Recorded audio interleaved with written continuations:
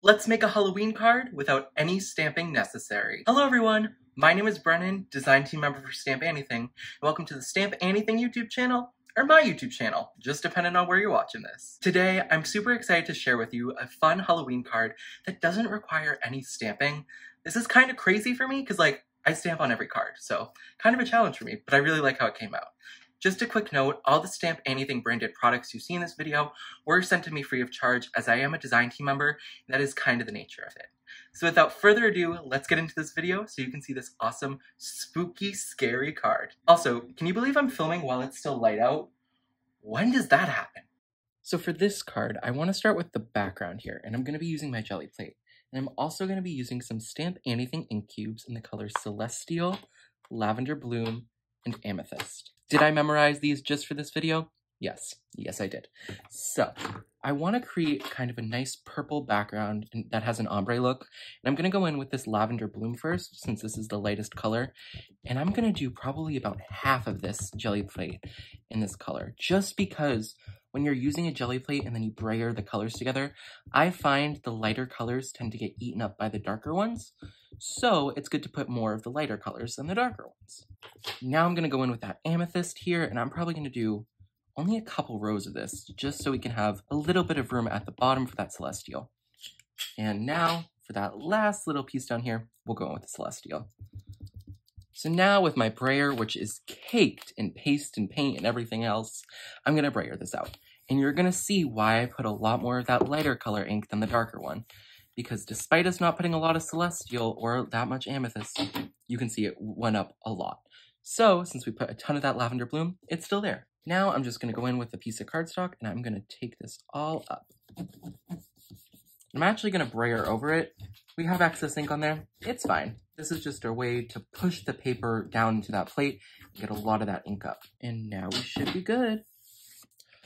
That looks really, really nice. I like how that came out.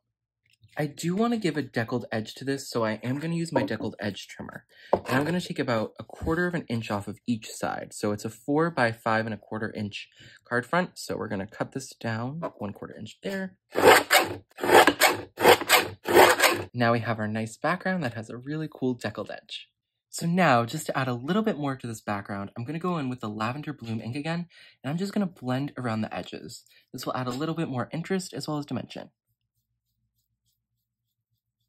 So as you can see, I'm having the actual edge be very, very dark, and then I'm fading it in with some lighter pressure, which also helps to give it that dimension. And there we go. This background isn't inherently Halloween though, so I am going to go in with the Spiderweb stencil, also from Stamp Anything. I'm going to go back in with that Lavender Bloom ink. I'm going to go in with this paper pouncing tool from the Maker session. Just going to ink it up here. And it's really good to pounce with a type of stencil like this, because if you're going to blend, these little lines can shift and move, and it can make your background not look that amazing, or whatever you're stenciling. So I'm just going to go in here and pounce. And then those lines, while I don't have it taped down so it's going to go up and down, it's not going to go side to side at all, so it's still going to look really good. Now I'm going to lift that up, and there we go. We're getting that Halloween look. I'm also going to do the exact same thing on this corner over here. Okay, so we have our 2 big spider webs, and I do just, I feel like we should also have something in these other corners, but I'm not sure what part. Oh, I could do that and just do a little bit. Okay. We'll do this little section of the stencil too. There we go. Okay. And now I will do that same thing also on the opposite side.